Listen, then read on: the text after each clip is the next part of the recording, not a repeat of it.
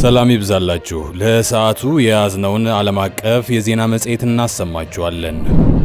ርዕሰ ሊቃነ ጳጳሳት ፍራንሲስ በ88 ዓመታቸው አረፉ። የመጀመሪያው የላቲን አሜሪካ ተወላጅ ርዕሰ ሊቃነ ጳጳስ የነበሩት ርዕሰ ሊቃነ ጳጳስ ፍራንሲስ ለረጅም ጊዜ ከቆየ የመተንፈሻ አካላት ሕመም ጋር በተያያዙ ችግሮች ዛሬ ጠዋት በ88 ዓመታቸው ማረፋቸው ተገለጸ። ሕልፈታቸው በትህትና ለተገለሉ ሰዎች በመሟገትና በሃይማኖቶች መካከል ለውይይት በሚደረጉ ጥረቶች የሚታወቀውን የ12 ዓመት ለውጥ ያመጣ የጵጵስና ዘመን ማብቃትን ያመላክታል። የዓለም መሪዎች ለሰላምና ለማህበራዊ ፍትህ የነበራቸውን ቁርጠኝነት የሚያጎሉ የሐዘን መግለጫዎችን በማስተላለፍ ላይ ናቸው።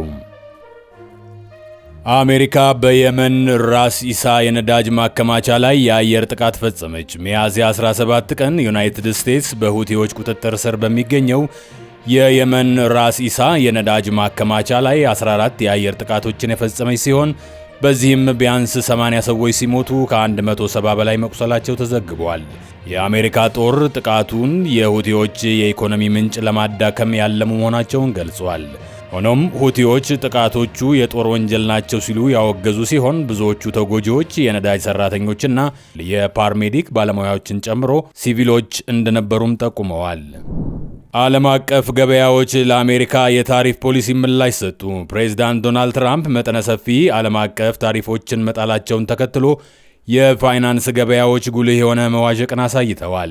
የኤስ&ፒ 500 እና የዳው የወደፊት የዋጋ ግምቶች ፊውቸርስ የቀነሱ ሲሆን የዶላር ዋጋም በጉልህ ቀንሷል። ባለሀብቶች ስለ አሜሪካ የኢኮኖሚ ፖሊሲዎች እርግጠኛ አለመሆን ስጋታቸውን የገለጹ ሲሆን ይህም እንደ አስተማማኝ ንብረት በሚታየው የወርቅ ዋጋ ላይ ከፍተኛ ጭማሪ እንዲታይ አድርጓል። የዩኤስአይዲ ቅነሳዎች ዓለም አቀፍ የሰብአዊ ጥረቶችን ጎድተዋል። የትራምፕ አስተዳደር የዩናይትድ ስቴትስ የዓለም አቀፍ ልማት ኤጀንሲን ዩኤስአይዲ ለማፍረስ የወሰደው ውሳኔ በመላው ዓለም ከባድ የሰብአዊ መዘዞችን አስከትሏል። እንደ ሚያንማር፣ አፍጋኒስታን፣ ሱዳንና ደቡብ አፍሪካ ባሉ ሀገራት የእርዳታ መቋረጡ ረሃብን፣ የበሽታ ወረርሽኞችንና አስፈላጊ የጤና ፕሮግራሞችን መውደቅን ጨምሮ ቀውሶችን አባብሷል። ከአጭር የተኩስ አቁም በኋላ የሩሲያ ዩክሬን ግጭት እንደገና ተጀመረ።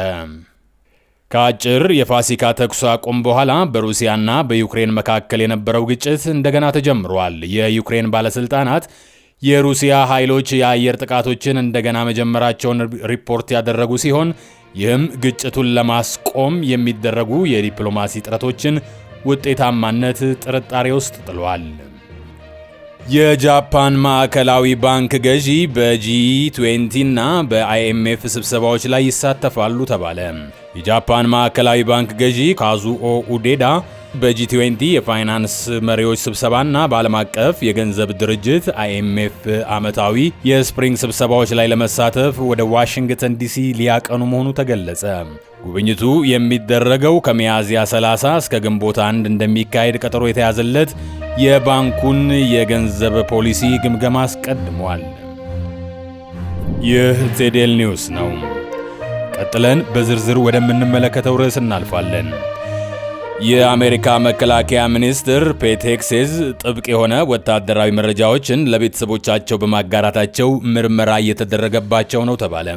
የአሜሪካ መከላከያ ሚኒስትር ፔት ሄግሴዝ በየመን ሊካሄድ የታቀደውን የአየር ጥቃት የተመለከተ ጥብቅ ወታደራዊ መረጃዎችን ለባለቤታቸው፣ ለወንድማቸውና ለግል ጠበቃቸው ጭምር ፈቃድ ለሌላቸው ግለሰቦች በግል የሲግናል የመልእክት መለዋወጫ ቡድን ፕራይቬት ሲግናል ሜሴጂንግ ግሩፕ በኩል በማጋራታቸው የተነሳ ከፍተኛ ምርመራ እየተደረገባቸው መሆኑ ተገለጸ።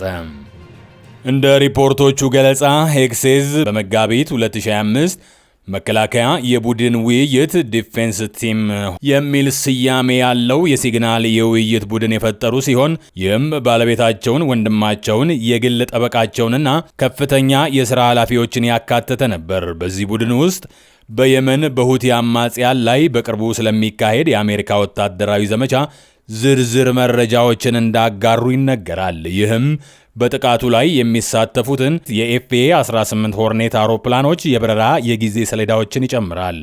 ይህ ክስተት ሄግሴዝ እና ሌሎች ከፍተኛ ባለስልጣናት በስህተት ጋዜጠኛን ባካተተው ሌላ የሲግናል የውይይት መድረክ ላይ ስለዚሁ የየመን ዘመቻ ምደባ የተሰጣቸውን ሚስጥራዊ ዝርዝሮች ባለማወቅ ካጋሩበት የቀድሞ ውዝግብ በኋላ የመጣ ነው።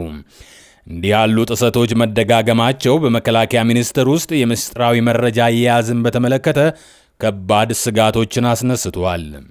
የመከላከያ ሚኒስቴር የዋና ኢንስፔክተር ጽሕፈት ቤት በጉዳዩ ላይ ምርመራ የጀመረ ሲሆን ይህም ከሴኔቱ የጦር ኃይሎች አገልግሎት ኮሚቴ በቀረቡ ስጋቶች የተነሳ ነው። በርካታ ከፍተኛ የፔንታጎን ባለስልጣናት በቀጠለው ምርመራ መካከል ከስልጣናቸው የለቀቁ ሲሆን ከሁለቱም ፓርቲዎች የተውጣጡ የሕግ አውጪዎች ለሀገር ደህንነት ሊያስከትሉ የሚችሉትን አደጋዎች በመጥቀስ ሄግሴዝ ከስልጣናቸው እንዲለቁ ጠይቀዋል።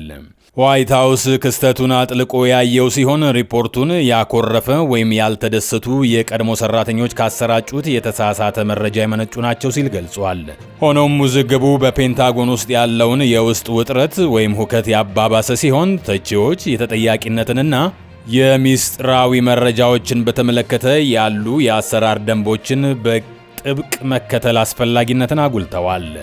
ምርመራው እየተካሄደ ባለበት በአሁኑ ወቅት ሁኔታው ጥብቅ ወይም ስሱ ወታደራዊ መረጃዎችን የመጠበቅና የሀገር ደህንነትን የአሰራር ደንቦችን ታማኝነትና አስተማማኝነትን የማስጠበቅ ወሳኝ ጠቀሜታን ያጎላል።